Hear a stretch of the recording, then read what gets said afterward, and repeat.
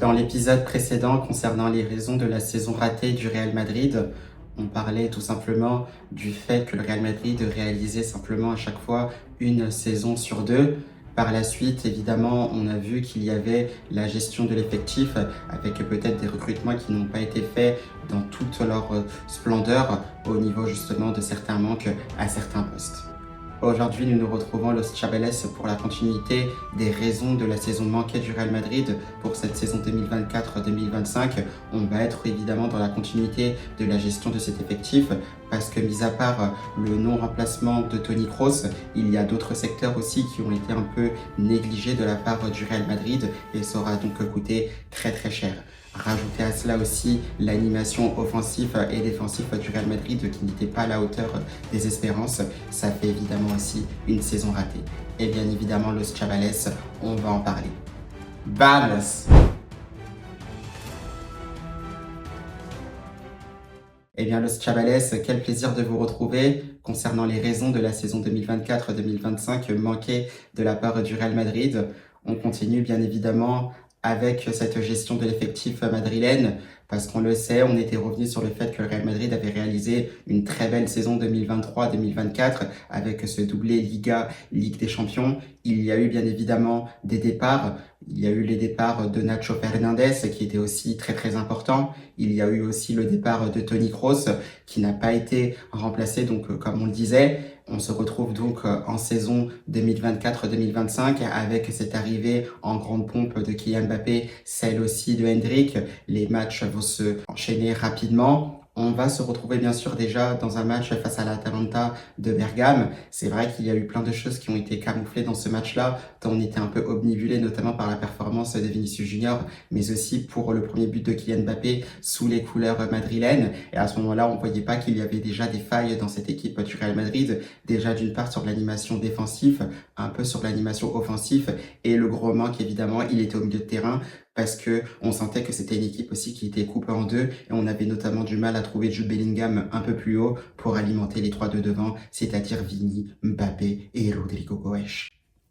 Donc, à partir de là, on le sent, on le sait, c'est assez compliqué. Comme vous le savez déjà, le Real Madrid ne s'est pas renforcé dans ce secteur-là. Donc, on était plus parti de base avec un Tchouaméni en sentinelle. Il y avait, semble-t-il, ce double pivot avec Fede Valverde qui ne marchait pas très très bien. Un Jude Bellingham, bien sûr, qui avait du mal à être alimenté un peu plus haut. Donc, ce qui le faisait peut-être redescendre par moments un peu plus bas. Et c'était bien évidemment beaucoup plus difficile dans l'organisation du jeu. Mais bien au-delà de cela, parce qu'il n'y a pas que le milieu de terrain, il y a aussi l'animation défensive, parce qu'on le sait, le Real Madrid ne s'est pas bien renforcé sur l'aspect défensif. Il y avait déjà des polémiques qu'on avait vues côté madrilène. C'était évidemment le fait que Carvajal n'avait pas de doublure de haut niveau, ou du moins il n'avait pas un joueur de forte concurrence à son poste. Là, c'est chose faite maintenant puisqu'il y a eu le recrutement de Trent Alexander-Arnold pour la saison 2025-2026. Donc ça déjà c'est une chose de faite, mais sur cette saison précédente 2024-2025, ce n'était pas quelque chose qui était fait justement, et on se disait en cas de blessure pour Dani Carvajal, ça pouvait être très compliqué. Que dire aussi dans l'axe de la défense du Real Madrid, puisqu'on avait que Eder Militão avec Antonio Rudiger, un départ de Nacho Fernandez justement qui n'avait pas été remplacé. On avait peut-être la montée en puissance d'un jeune donc de la Castilla, Juan Martinez, qui malheureusement lui s'est fait les croisés, donc il n'a pas pu intégrer cet effectif du Real Madrid. Et là on se dit déjà il y a un petit couac parce que c'est un secteur qui a été drôlement négligé de la part du Real Madrid, et ça justement ça peut coûter très très cher par la suite. Rajouter à cela un Ferland Mendy qui se blesse régulièrement à chaque saison, un Fran Garcia, ce n'est pas assez suffisant puisque ça fait qu'un seul latéral gauche. À la limite des cas, c'est vrai qu'on avait cette option de pousser Camavinga latéral gauche au cas où, mais ce n'est pas son poste. Et on a vu que par moments, c'était bien difficile pour le milieu de terrain français. Donc on le sait, et derrière, qu'est-ce qui se passe? Eh bien, il se passe que justement, il va y avoir des blessures. On va avoir Dani Carvajal qui va se faire les ligaments croisés. On va avoir bien sûr Militao qui va se refaire les ligaments croisés puisqu'il en revenait tout juste il y a à peine quelques mois avant sa rechute. Donc déjà, vous enlevez deux défenseurs en plus titulaires. Et bien derrière ça, vous n'osez pas recruter. Pas de recrutement justement au mercato d'hiver. On se retrouve notamment dans des grosses confrontations en Ligue des Champions. Donc, notamment face à des équipes comme Arsenal, on a vu aussi face à des équipes comme Liverpool, on a joué aussi contre Manchester City, pareil face à l'Atleti où c'était pas évident du tout. Et par rapport à ça, quand vous n'avez pas de défenseurs qui peuvent vraiment prétendre à un poste de titulaire dans une équipe comme le Real Madrid, ça devient beaucoup plus difficile. Déjà qu'on avait des difficultés en rajoutant aussi sur l'animation offensive, donc notamment avec les sorties de balles. On le sait, c'est une équipe du Real Madrid, déjà par sa composition d'équipe au niveau des défenseurs, c'est un peu plus difficile de ressortir le ballon de derrière. On le sait parce que Thibaut Courtois, notamment, ce n'est pas son point fort. Rudiger, il est beaucoup plus à l'aise, notamment dans le jeu long. Eder Militao, c'était vraiment très très juste et en plus il était blessé. Raúl Asensio, ce n'est pas forcément son point fort, même si on voit que par moment il est capable de lâcher de belles diagonales. Et bien sûr, il y a Ferland Mendy qui essaye de temps en temps, mais il était blessé aussi une grosse partie de la saison. Et pour Fran Garcia, c'était un peu plus difficile, puisque lui, il est beaucoup plus à l'aise justement quand il prend l'espace, quand il court justement, notamment pour dédoubler, pour prendre cet espace gauche à haute intensité. Rajouter à cela aussi donc les milieux de terrain donc comme Tchouaméni ou encore Valverde pour qui justement les ressorties de balles ou tout simplement jouer justement contrôler le tempo d'un match, ce n'est pas leur point fort. Eux, ils sont beaucoup plus performants, notamment dans la récupération de balles. Et Valverde aussi, quand il part de plus loin, justement, pour attaquer les zones. C'est vrai que le Uruguayen, dès qu'il court face au jeu, il est beaucoup plus fort. Donc, on le sait, on n'a pas ces profils-là, justement, pour pouvoir ressortir les ballons de derrière pour avoir ce jeu de position et pour pouvoir alimenter justement les trois de devant plus Jude Bellingham. À ce moment-là, on le sait, ça coûte très très cher.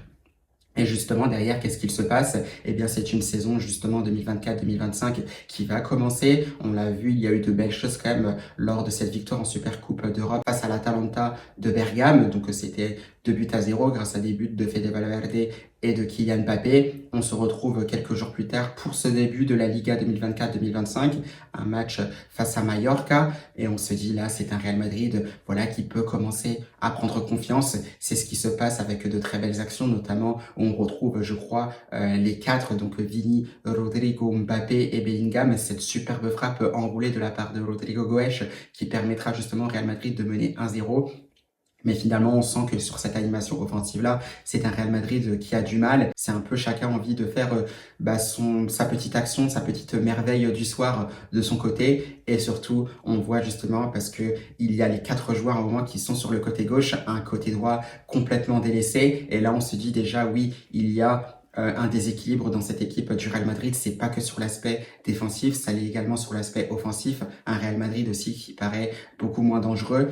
Et derrière, quand ça défend pas forcément très très bien, on le sait parce qu'un Kylian Mbappé qui avait aussi du mal à faire peut-être ses efforts défensifs, du moins qui avait peut-être aussi du mal à s'adapter dans un premier temps cet effectif du Real Madrid, même si ça a été un peu moins le cas sur tout le long de la saison, surtout sur l'aspect défensif. Pareil, un Vinicius Junior aussi pour qui c'était un peu plus difficile, qui essayait de faire le pressing, mais par moments c'était à contre-temps. Donc voilà, l'animation justement de ce Real Madrid-là, offensivement, défensivement, n'était pas en place. Et ça, on l'a vu parce que face à n'importe quelle équipe, que ça soit face à Mallorca, on l'a vu notamment quand le Real Madrid s'était déplacé à Las Palmas. Pareil, quand on avait reçu aussi le Real Valladolid avec un but d'Hendrick notamment, c'était aussi difficile. Pareil, face au Betis Sevilla qui était venu du côté du Santiago Bernabéu, on avait vu le premier doublé de Kylian Mbappé sous les couleurs du Real Madrid. C'était aussi très difficile et c'était comme ça sur tout le long de la saison. Il n'y a pas forcément eu de match où le Real Madrid était vraiment au-dessus de son adversaire durant 90 minutes, voire plus. Donc voilà, Los Chavales, ce sont des choses aussi qui soulignent le fait que ce manque d'animation offensif-défensif, la mauvaise gestion de l'effectif du Real Madrid, surtout le manque de doublure à certains postes clés. Donc on l'a vu notamment en défense, ça aura coûté vraiment très très cher au Real Madrid. Et ça, je pense qu'au niveau des analyses, on ne s'y est pas du tout trompé parce qu'on a vu que ce Real Madrid a réagi immédiatement, essaye aussi de s'adapter au nouveau style de son nouvel entraîneur, Xabi Alonso, avec des joueurs qui sont aussi à l'aise techniquement, donc en défense, donc ce qui permet de mieux ressortir les ballons. On a vu notamment dans cette Coupe du Monde des clubs 2025 avec notamment Dean Huysen qui est vraiment très très enthousiasmant, qui est vraiment très très prometteur, le jeune défenseur espagnol de 20 ans.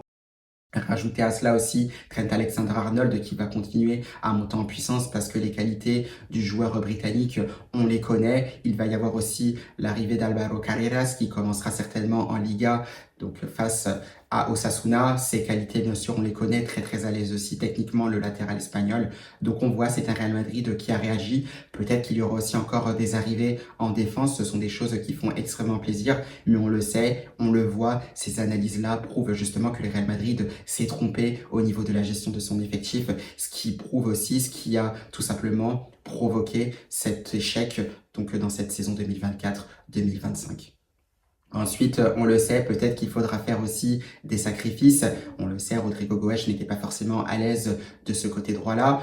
Et on le sait parce que Carlo Ancelotti avait du mal aussi à peut-être fonctionner au niveau de la méritocratie. On aurait peut-être aimé voir un Arda Güler peut-être un peu plus titulaire, notamment au cœur du jeu, parce que quand il était à droite, ben justement, c'était pas un Arda Güler qui pouvait être vraiment utile à cette équipe du Real Madrid. Et on l'a vu parce que dès qu'il était un peu plus titulaire, dès qu'il était aussi au cœur du jeu, ça ramenait un nouveau souffle à cette équipe du Real Madrid. Quelqu'un qui était capable aussi de tenir le ballon, qui était capable aussi de réguler beaucoup plus le tempo d'un match, pas forcément comme Toni Kroos, mais c'était tout aussi intéressant. Et ça, je pense que le Real Madrid l'a compris. Il va y avoir justement des changements. Ça a déjà commencé. On en attend davantage puisque la Liga commencera, comme vous le savez, le 19 août. On verra s'il y aura eu beaucoup plus de progrès de ce côté-là. Donc voilà, Los Chavales, une des nouvelles raisons qui explique aussi cet échec de la saison 2024-2025 du Real Madrid.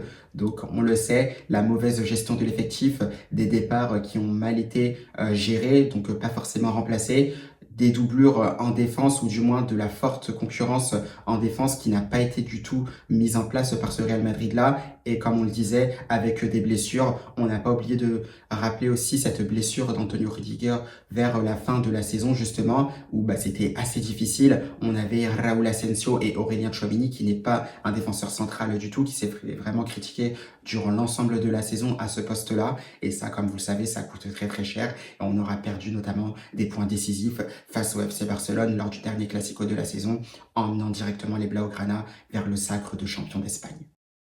Donc voilà, ce sont des raisons qui expliquent tout ça, cette animation offensive et défensive qui n'a pas été à la hauteur du tout.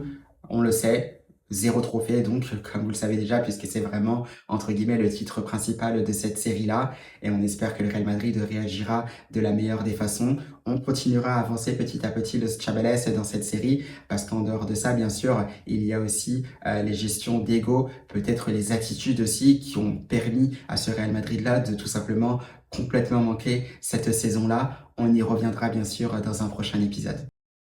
Donc voilà, Los Chavales, c'était la fin de ce deuxième épisode concernant les raisons de la saison manquée du Real Madrid. J'espère que ça vous aura plu. On se retrouvera bien sûr la semaine suivante pour un troisième épisode, donc concernant notamment les attitudes. Donc là, ça concerne plus les joueurs, beaucoup plus individuellement. Et ça, j'espère voilà, que ça montrera encore plus en valeur les raisons justement de la saison manquée du Real Madrid. Donc voilà, Los Chavales, c'était tout pour cet épisode-là. Je vous souhaite bien sûr une belle semaine. On se retrouve la semaine suivante donc pour l'épisode 3. À la Madrid!